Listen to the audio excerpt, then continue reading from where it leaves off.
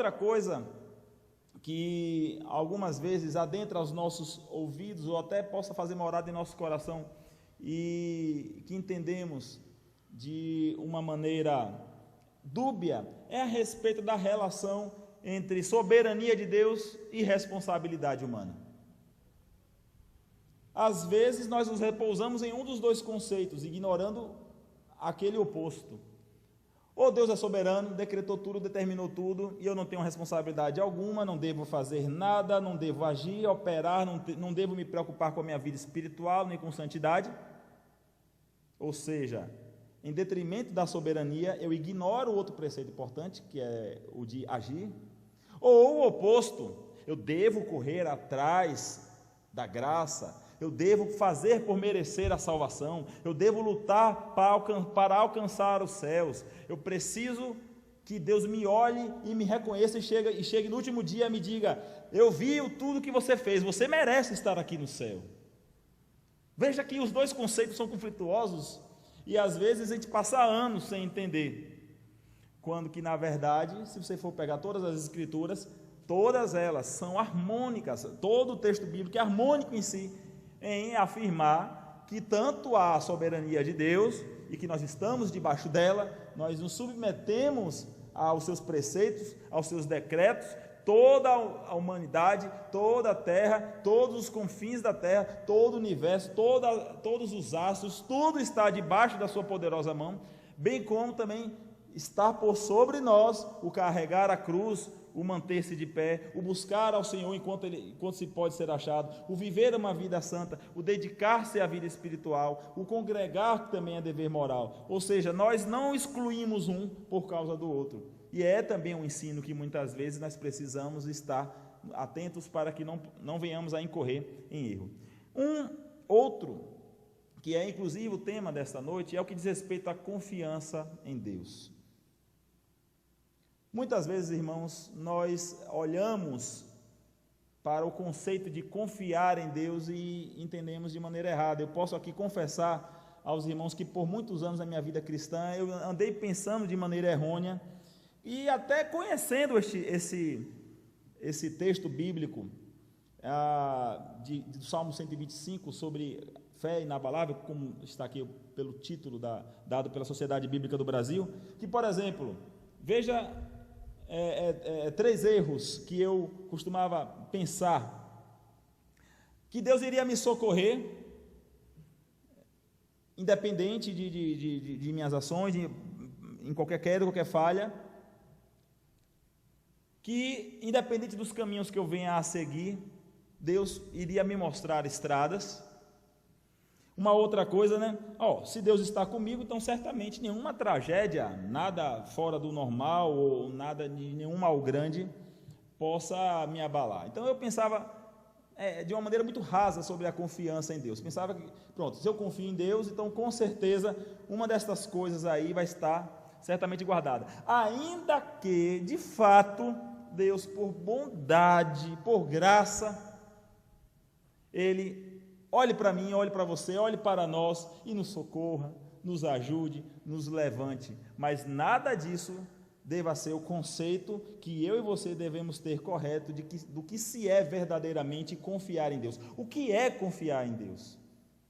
É agir de qualquer forma e sabendo que Deus vai dar amparo? Confiar em Deus é ser o que desejar ser, fazer o que desejar fazer. E olhando também agora pelo lado soberano do Senhor, saber que Ele vai agir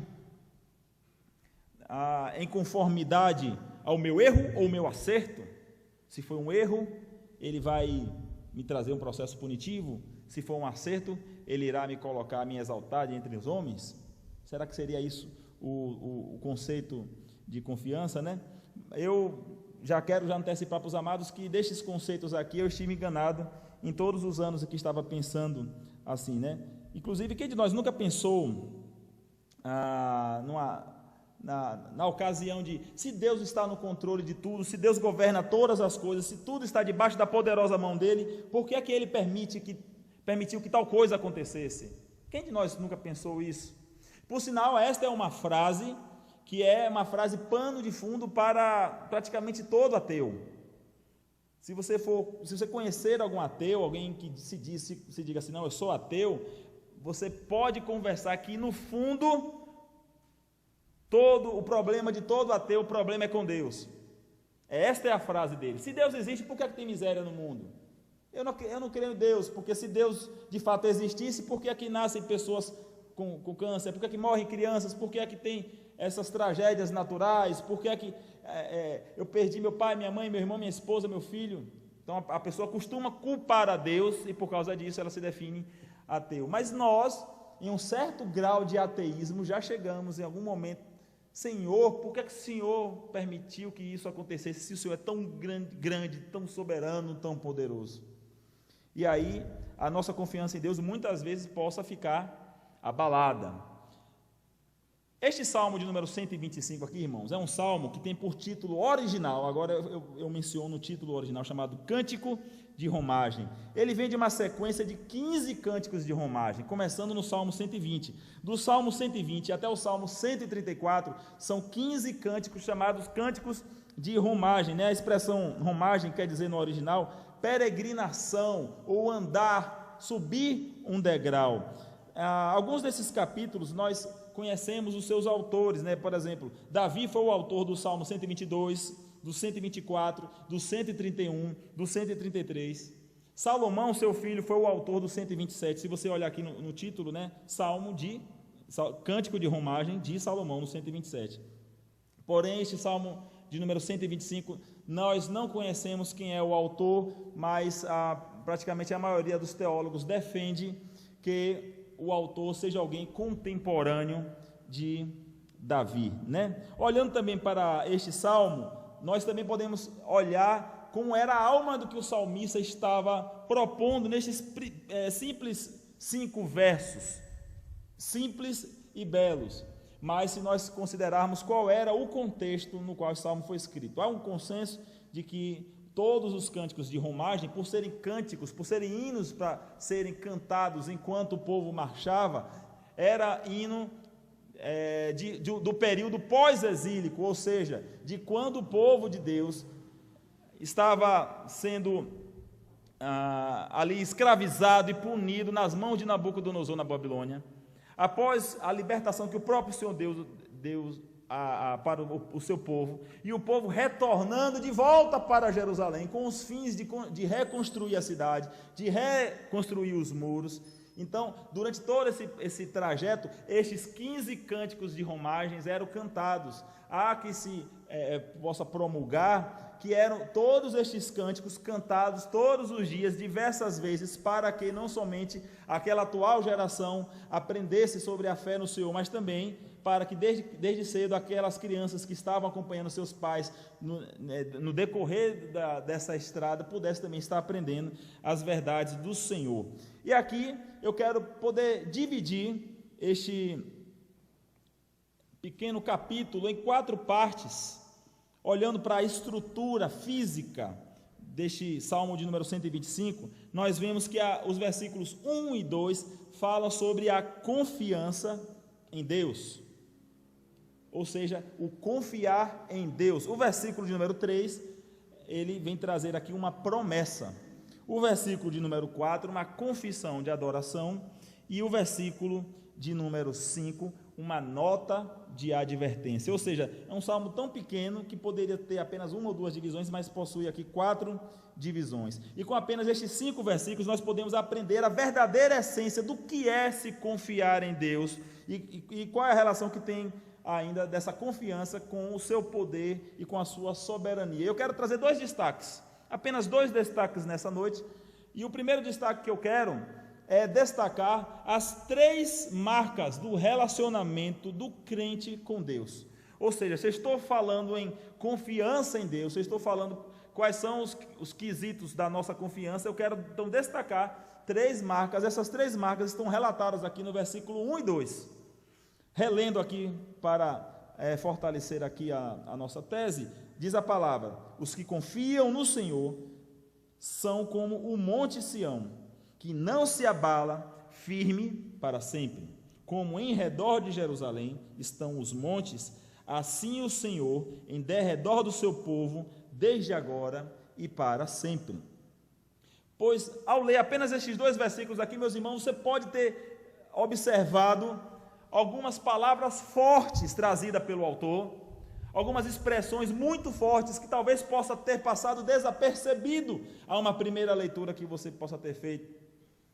E por causa disso, nesse primeiro destaque é que eu falo dessas 3 marcas. A primeira marca é que o homem que tem o verdadeiro relacionamento de confiança com Deus, primeiramente, ele sabe quem é Deus, ele conhece a Deus. Essa primeira expressão, os que confiam no Senhor são como o monte Sião, que não se abala, firme para sempre. A expressão confiar aqui, em seu termo original, dá uma ideia de saber, de conhecer. Não é uma confiança cega, não é uma confiança a partir de uma palavra, olha, vamos fazer um negócio, vamos fazer um trato, eu peço que você confie em mim.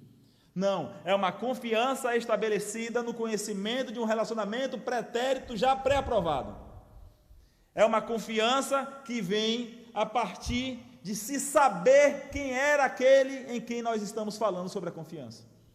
Não é uma confiança de qualquer jeito, não é uma confiança por confiar, não é uma confiança cega. Aqui, o autor, ele sabe do Deus que tem, ele conhece o Deus que tem, e esta afirmação aqui traz a marca que ele reconhece também a grandeza de Deus, e muito provavelmente por ter visto as maravilhas que Deus realizou, o autor, que nós não sabemos quem é o salmista, mas deva ter testemunhado tudo quanto Deus operou para trazer a libertação para ele, bem como para os seus conterrâneos, né? Devemos lembrar que este cântico aqui é um hino de romagem, ou seja, enquanto que os israelitas eram ainda escravizados nas mãos de Nabucodonosor e sofriam ali na Babilônia, Deus levantou profetas ali para exortar e para trazer a sua palavra, para ensinar ao povo do Senhor os verdadeiros caminhos em que eles deveriam seguir. E quando eles olharam, se atentaram para a lei do Senhor,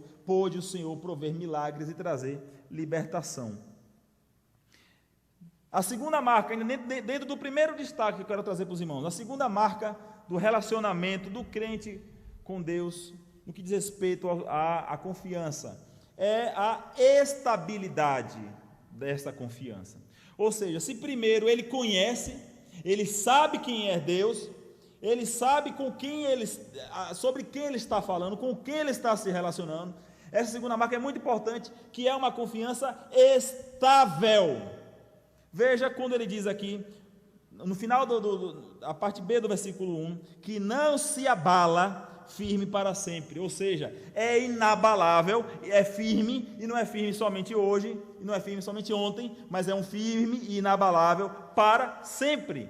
Não há espaço aqui para variações de dependência, de confiança no Senhor. Uma verdadeira confiança, ela de fato ela é estável. A verdadeira confiança que devemos ter no Senhor é: eu confio em Deus, não importa a circunstância, não importa o que eu esteja passando, não importa nada que venha, que ocorra, ou que esteja ao meu derredor neste momento, eu confio nele inabalavelmente e sei que ele é o meu Deus.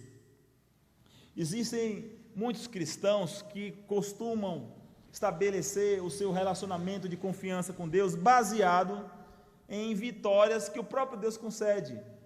Ou seja, eu confio enquanto as coisas estão positivas, enquanto as coisas estão dando certo, enquanto está tudo indo legal, enquanto o projeto está avançando, enquanto que aquilo que eu tenho planejado, colocado, as portas estão se abrindo, tudo está clareando. Mas quando as coisas começam a se fechar, são poucos que fazem, como hoje pela manhã nós podemos ter um estudo aqui sobre o capítulo 7 de Josué, que ao ver a dificuldade, pôs-se com o rosto em terra, ele e os anciãos jogaram pó sobre a sua cabeça, se humilharam perante o Senhor, e dizendo: Senhor, me dá a resposta, Senhor, eu confio em Ti, Senhor, nos livra disso.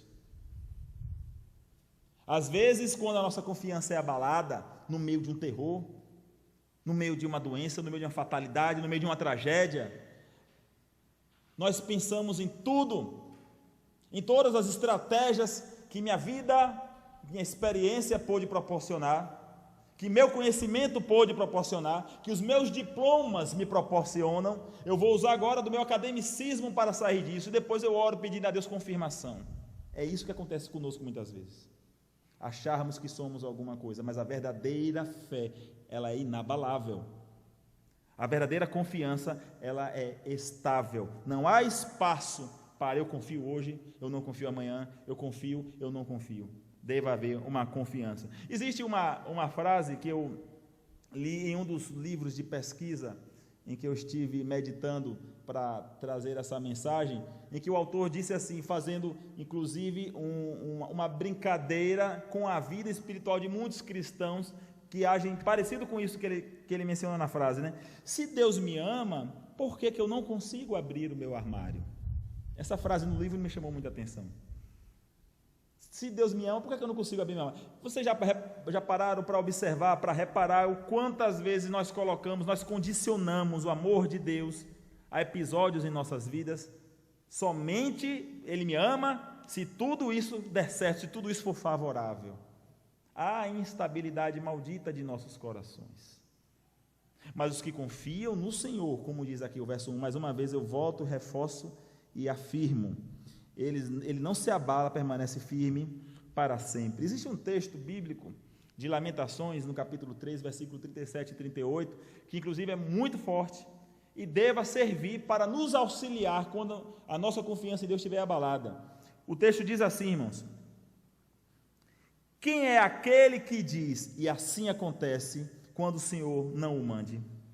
Acaso não procede do Altíssimo tanto o mal quanto o bem? Veja que o profeta Jeremias aqui reconhece que pode vir tanto o mal quanto o bem, mas vindo tudo do Altíssimo, eu permaneço confiando nele. Jó, em respondendo a sua esposa, respondeu de igual forma, parecido até com este versículo: recebemos de Deus todas as bênçãos, todos os bens, não receberíamos também de igual forma os males? Foi de fato uma confiança inabalável. E aí, se a nossa confiança, irmãos, eu preciso chamar a atenção da igreja e de você que me ouve também pelas mídias sociais e através do Rádio 98, se a nossa confiança em Deus for abalada por causa da circunstância A, B ou C, há um indicativo muito sério de que isso seja o nosso Deus, de que isso seja um ídolo em nosso coração. Porque se Deus de fato for o Senhor e Rei e mentor de nossa mente e do nosso coração, nós seremos, como diz aqui a palavra, inabaláveis e firmes para sempre. Mas eu disse que são 3 marcas do relacionamento do crente para com Deus. O primeiro, ele conhece, ele sabe quem é o Deus. O segundo, essa confiança de fato é estável, é firme, há uma estabilidade.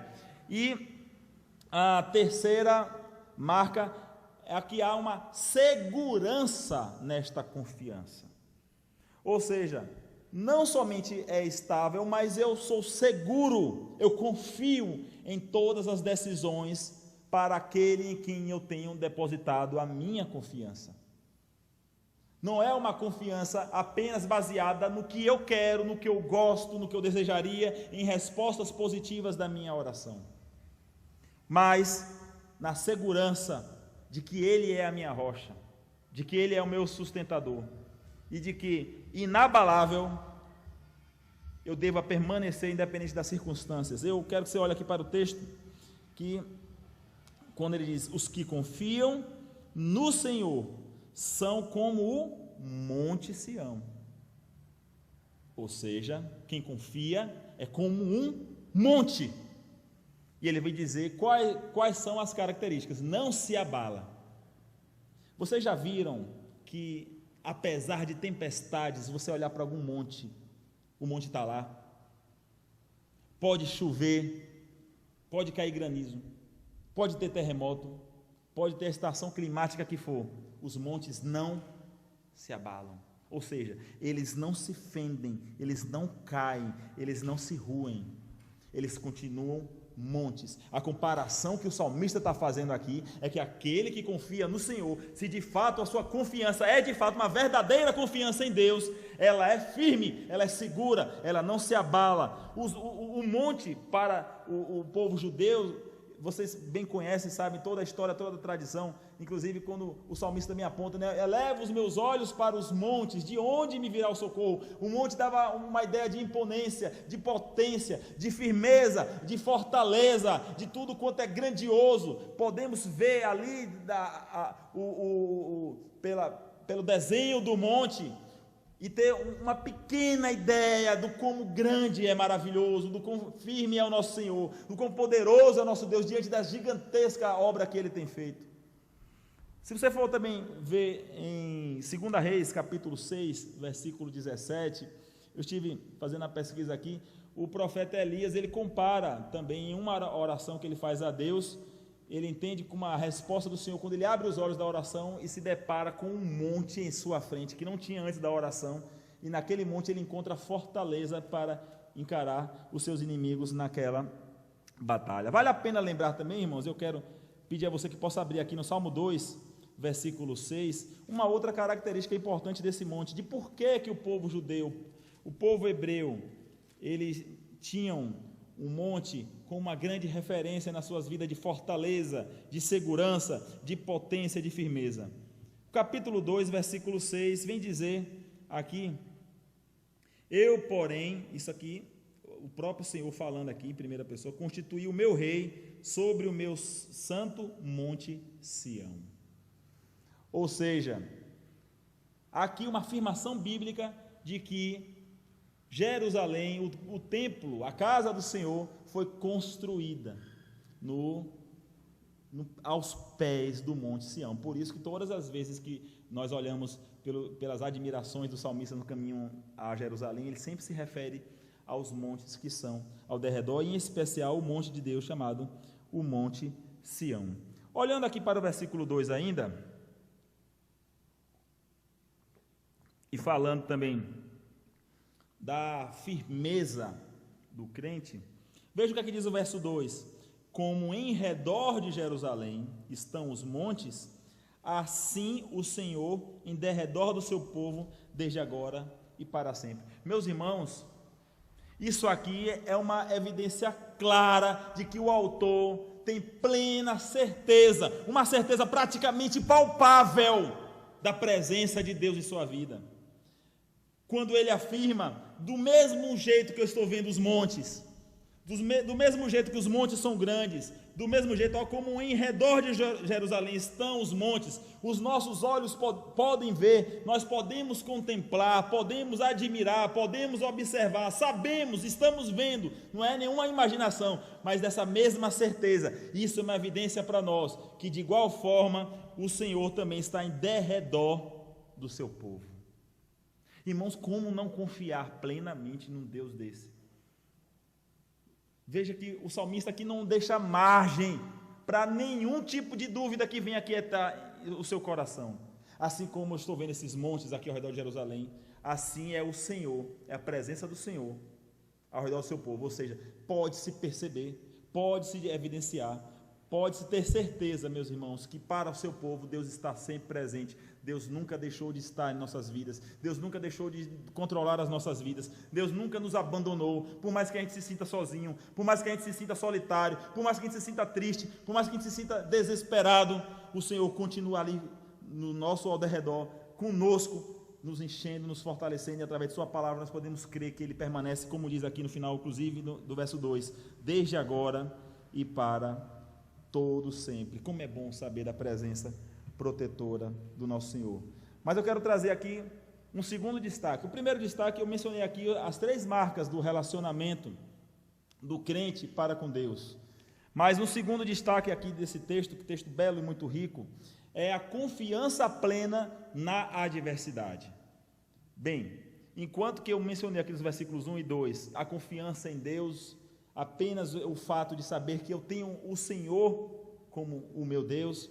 Agora, ele vai aqui relatar nos versículos 3, 4 e 5, a confiança em Deus, ainda que esteja na adversidade, que de fato, meus irmãos, é onde mais somos provados, tentados, experimentados, e temos a nossa fé e a nossa confiança do Senhor abalada. Vamos ler aqui novamente os versículos 3, 4 e 5. O cetro dos ímpios não permanecerá sobre a sorte dos justos, para que o justo não estenda a mão à iniquidade. Faze o bem, Senhor, aos bons e retos de coração. Quanto aos que se desviam para sendas tortuosas, levá-los-á o Senhor, juntamente com os malfeitores, paz sobre Israel. Meus irmãos, eu quero aqui destacar versículo a versículo esses três que nós lemos. Primeiro, versículo 3. O salmista aqui, você pode observar que ele não ignora que venham existir adversários.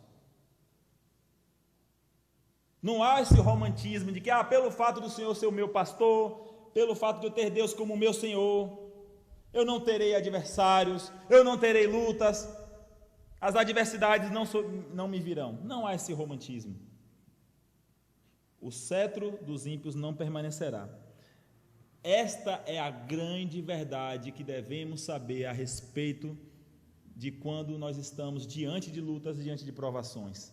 Elas existem, elas virão, mas elas não prevalecerão. O verdadeiro crente, o verdadeiro cristão, aquele que confia no Senhor, tem a plena fé, a plena certeza, como o salmista está dizendo aqui, que o cetro dos ímpios não prevalecerá. Quando nós vemos aqui a expressão cetro dos ímpios, o cetro era um objeto que apontava para um governo político e militar, e quase sempre à frente do campo de batalha. Então, ainda que venha o cetro dos ímpios, ainda que venham exércitos contra mim, eu sei que eles não prevalecerão, porque eu sei o Deus em quem tenho crido. Irmãos, quando nós olhamos aqui essa expressão de confiança em Deus, nós vemos que existirão adversários. Se você não tem nenhum adversário hoje, desconfie inclusive da sua vida espiritual. Existirão lutas. Se você não tem vivido, não tem passado, não tem chorado por muitas tribulações, às vezes por horrores acontecendo em sua vida, às vezes por experiências muito traumáticas, às vezes por experiências marcantes e tristes, se você não tem passado, experimentado, talvez falta você se adentrar ainda mais no mundo espiritual para enxergar não somente a existência da luta, mas de um Deus que continua contigo em toda e qualquer situação. Olha a confiança. Sei que tem adversários, sei que o cetro dos ímpios não permanecerão sobre a sorte dos justos, para que o justo não estenda a mão à iniquidade, ou seja, que ele não venha a andar com os ímpios, que ele não venha a ser igual, que ele não venha a cair no caminho dos ímpios, E a partir disso nós vemos aqui o entendimento do versículo 4, por causa disso que foi mencionado aqui no versículo 3, aí há o versículo 4, faze o bem, Senhor, aos bons e retos de oração. Como eu disse no começo, essa parte é uma oração, ele dizendo, Senhor, o Senhor faz o bem, Senhor. Ele conclama, ele pede, ele implora ao Senhor, pela aliança que Deus fez com seus pais, com os antigos, que ele venha fazer o bem, que ele venha cumprir a sua promessa, para aqueles que se mantivessem firmes na sua palavra, aos bons e retos de coração. Se você for olhar em todas as escrituras, todo aquele que é apontado como bom e reto de coração são, como diz no Salmo de número 15, é aquele que vive a palavra do Senhor, que obedece a palavra do Senhor, que anda em conformidade e obediência aos preceitos e à lei do Senhor.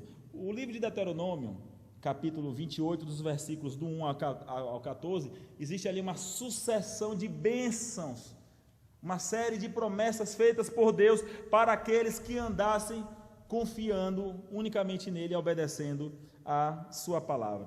Irmãos, o nosso Catecismo Maior, um dos nossos símbolos de fé, na pergunta de número 184, nós vemos aqui uma oração do salmista, faze o bem, Senhor, pedindo para que Deus faça o bem àqueles que andam na integridade. E aí vem a pergunta, pelos quais motivos nós devemos orar? É importante nós sabermos que existem motivos pelos quais nós não devemos orar. Por isso existe a palavra de Deus, existem nossos catecismos para nos orientar. E a pergunta de 184 é justamente essa. E a resposta é, devemos pedir tudo o que contribua, primeiro, para a glória de Deus, para o bem-estar da igreja, para o nosso bem ou bem dos outros. Nada, porém, que seja ilícito. Então, ele está aqui pedindo justamente em conformidade ao que Deus havia prometido. Se andarmos, se o seu povo andar reto, se forem firmes, se forem obedientes, o Senhor certamente os abençoaria nesta ocasião. Caminhando aqui já para o final, ainda destacando sobre confiança plena na adversidade, uma causa de angústia, de falta de confiança, de falta de fé, de tristeza e de amargura em nossos corações, acontece quando nós somos provados, somos experimentados, somos tentados de uma maneira com a qual muitas vezes nós não esperávamos, ou às vezes por quem não esperávamos. Se você for olhar por toda a palavra de Deus, ela não deixa para nós o entendimento de que nós não sofreríamos por estes ou por outros danos ainda piores, mas ela nos garante que se nós nos mantivermos no Senhor, se a nossa confiança estiver nele, como tem mencionado aqui no Salmo 125, sim, ele há de concluir, de completar a boa obra, como diz Filipenses capítulo 1, versículo 6, estou convencido de que aquele que começou a boa obra vai completá-la até o dia de Cristo Jesus. Se nós formos olhar para Hebreus capítulo 1, versículo 13, diz que ele sustenta todas as coisas pela palavra do seu poder. E falando a respeito de Jesus Cristo, em Colossenses capítulo 1, versículo 17, nele, em Jesus Cristo, tudo subsiste, ou seja, tudo está sob o comando, tudo está sob o controle, tudo está gerenciado pelo nosso Senhor e Salvador Jesus Cristo. Ainda que venham lutas, ainda que venham tempestades, a nossa confiança não deva ser jamais abalada, porque Deus tem nisso ainda o cumprimento do plano dele para as nossas vidas. Eu quero encerrar aqui, concluindo, chamando a atenção aqui os amados para o versículo de número 5. Nós já lemos, mas eu quero fazer aqui ainda uma outra leitura. O versículo de número 5, irmãos, diz: quanto aos que se desviam para sendas tortuosas, levá-los ao Senhor juntamente com os malfeitores, paz sobre Israel. Quem são esses que se desviam para sendas tortuosas? Foram estes mencionados no versículo 3. Observe o versículo 3, diz: o cetro dos ímpios não permanecerá sobre a sorte dos justos.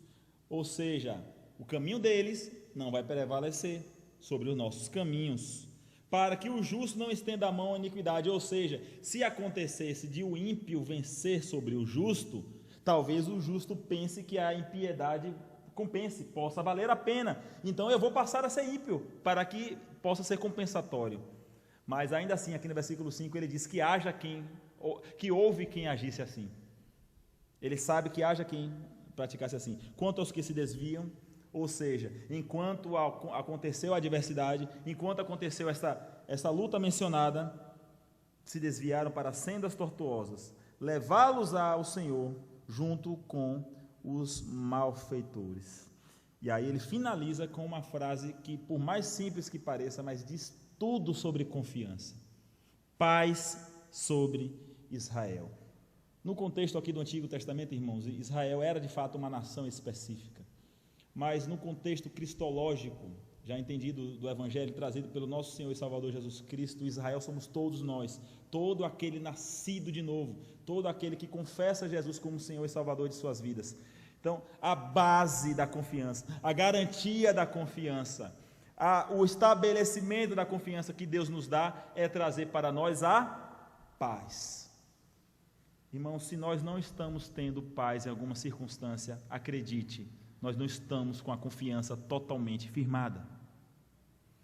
E nós temos que nos lembrar que o nosso Deus, Ele não nos abandona. A aliança dele para com o seu povo não é uma aliança quebrável, porque foi uma aliança feita não por mão de homens, porque as alianças feitas entre Deus e 5 homens na história das Escrituras, estes 5 homens caíram.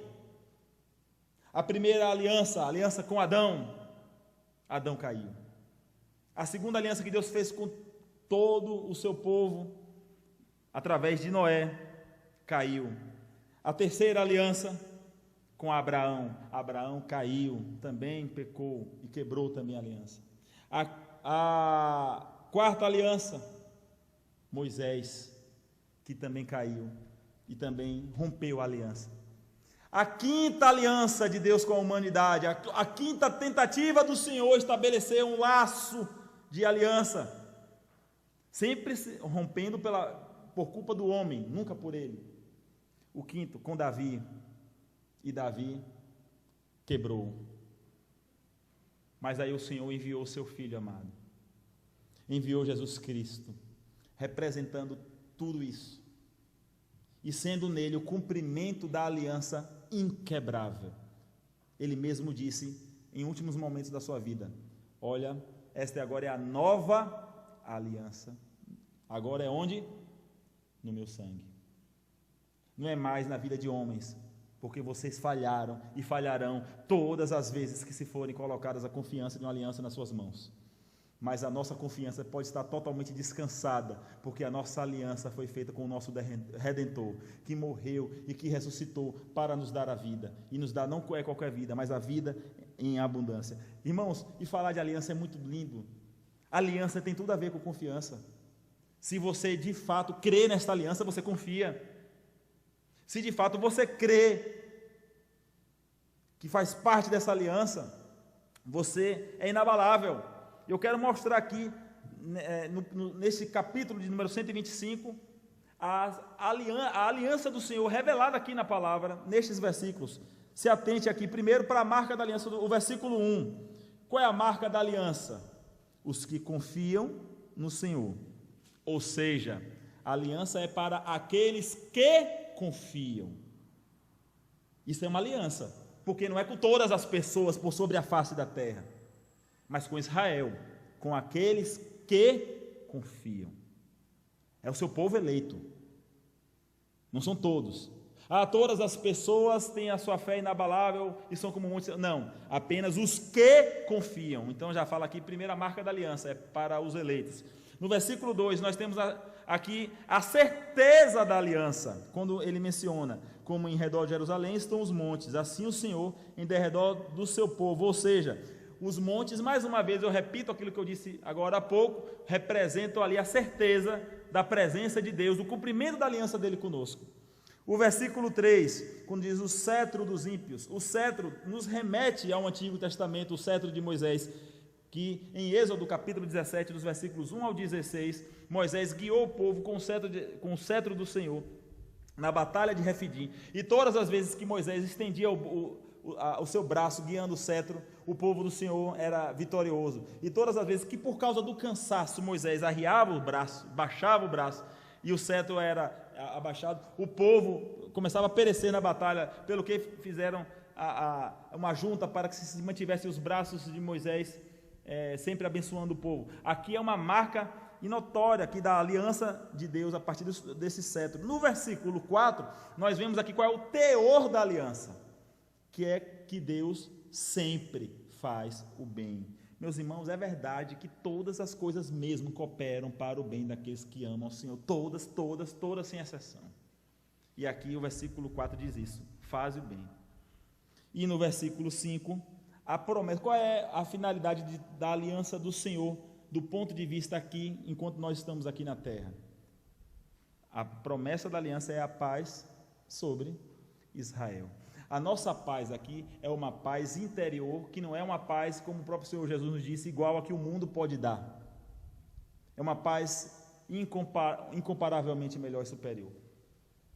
Mas ainda que nós possamos viver aqui na terra todos os benefícios e tudo quanto de bom estiver reservado para nós, tudo isso não é nem um pingo, uma gota no meio de um oceano que está comparado e reservado para aqueles que vão desfrutar de uma plena e paz eterna, que vão gozar da presença do Senhor no paraíso celestial por toda a eternidade. Por causa de quê? Desta aliança.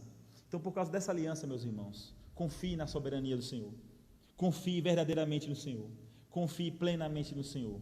Ele continua sendo Deus, Ele continua sendo bom, Ele continua sendo Rei, Ele continua sendo Senhor, Ele continua regendo todas as coisas. Nada na sua vida escapola, escorrega ou foge, ainda que as coisas tenham fugido do seu controle. Elas estão absolutamente dentro do controle de Deus. Que Ele, pois, nos abençoe e nos fortaleça a nossa confiança. Vamos orar? Senhor amado, Pai querido, muito obrigado, Senhor, pela aliança do Senhor conosco. Muito obrigado, Senhor, pelas promessas do Senhor para nós. Muito obrigado, Senhor, pelo fato de que a própria confiança que nós temos no Senhor é no Deus Todo-Poderoso. É um Deus que não é igual aos deuses feitos por obras de homens, de mãos humanas. Muito obrigado, Deus, porque a nossa vida, a nossa família está em suas mãos. Muito obrigado, Deus, porque nós aprendemos que devemos viver aqui, Senhor, confiadamente, até o último dia de nossas vidas, unicamente na força do seu poder, porque o Senhor é o nosso Senhor. Meu Pai, que a Tua palavra faça morada em nossos corações, que possamos sair daqui não somente como bons ouvintes, mas praticantes daquilo que aprendemos. Oramos assim agradecidos em nome e para a glória de Cristo, o intermediador entre nós e o Senhor. Receber, pois, a bênção do Senhor. Que a bendita, maravilhosa, excelsa graça do nosso Senhor, Salvador e Redentor Jesus Cristo, que o amor infinito e incondicional do nosso Deus Pai, e a comunhão e as consolações do Santo Espírito do Senhor esteja com todos nós, com todo o povo do Senhor espalhado pelos 4 cantos deste mundo.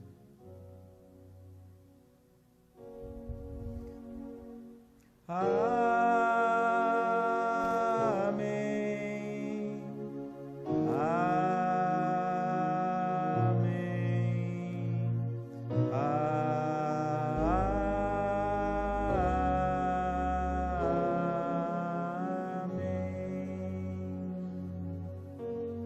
Amém. Amém. Graças a Deus por mais um momento. Estamos chegando assim ao final do nosso culto ao Senhor nessa noite. Quero aqui dar alguns avisos, viu, presbítero Pedro? Depois, se tiver algum aviso para dar também, você pode ir. Pode ser avisado do congresso. Sábado agora, né? Neste próximo sábado, dia 5 de dezembro, acontecerá o Congresso Unificado das Sociedades. Você, com certeza, que faz parte da SAF, da UPH, da UPA, da Mocidade. Eu não sei se a UCP participa do congresso. Fiquei na dúvida se nesse estará, mas enfim, será no Colégio Presbiteriano Augusto Galvão, e cada federação escolhe os seus horários. No caso da sua federação na qual você faz parte, procure saber com a diretoria em qual horário está reservado para o encontro, porque vai acontecer durante o dia, mas você pode pensar assim, a SAF vai pela manhã, geralmente é pela manhã, jovens e adolescentes costumam ir pela tarde, enfim, mas procure saber certinho da sua liderança, tá bom? Quero aqui também dar como aviso que os amados irmãos estejam orando. Eu sei que os irmãos já têm orado, mas continuem orando pela saúde do nosso pastor, né? Ele precisou ir para Salvador hoje, né? Porque teve um mal-estar nessa noite. Ele me mandou um WhatsApp, já era avançado o horário da noite, eu vi hoje pela manhã, pedindo para que eu falasse hoje pela manhã, porque ele não estava com boa condição de saúde, bem como novamente me ligou à tarde pedindo para eu vir agora à noite. E avisando que iria para Salvador se submeter a algumas revisões a despeito dos problemas que todos os amados já sabem que ele tem enfrentado de saúde, né? Então, que a gente não cesse de estar colocando continuamente a saúde do nosso pastor, para que o Senhor possa restaurar a saúde plenamente, para que ele possa ter o prazer, gozar dos privilégios e comer um abará, um acarajé, uma coisa boa, né? Não ter as restrições, que ele fica morrendo de vontade, mas que não pode. Ele fala, Tinha, eu só posso sentir o cheiro. Vamos pedir ao Senhor que possa trazer a cura para o nosso pastor, tá bom? Eu sei que alguns não, estão todos de máscara, né? Mas tem algum irmão que nos visita aqui, possa ser que eu não esteja conhecendo. Temos algum visitante hoje à noite aqui conosco? Há de chegar um tempo que a gente vai estar tão acostumado com as pessoas de máscara, que quando passar, a gente estiver sem máscara, eu quase não reconheci você sem máscara. Vai ser o contrário, né? Não há nenhum visitante não, né? A você que nos acompanha na Rádio 98, muito obrigado pela sua audiência, pela internet também. Que Deus abençoe a sua vida e que você tenha uma boa noite de descanso. Que o seu Deus possa dar para vocês, todos que nos acompanham, os que estão aqui na igreja, no templo, nos acompanhando também, um bom sono, um sono reparador para a honra e glória de Jesus. E uma excelente semana, irmãos.